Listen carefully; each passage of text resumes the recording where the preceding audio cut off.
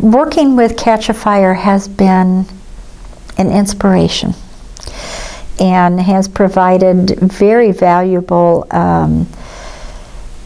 resources to ICRH. We accessed a professional out in California to help us with strategic planning and have a very in-depth, very detailed strategic plan that feeds right into an operational plan. And we started a new program this summer, again, just because other resources for homeless individuals were not there. And we opened the day shelter at 3 days a week for about 3-4 hours to help provide meals, and they could shower, they could do laundry. And how we were going to do that was a big question. You know, it's like, this is the first time, how do we move forward? What do we need in place?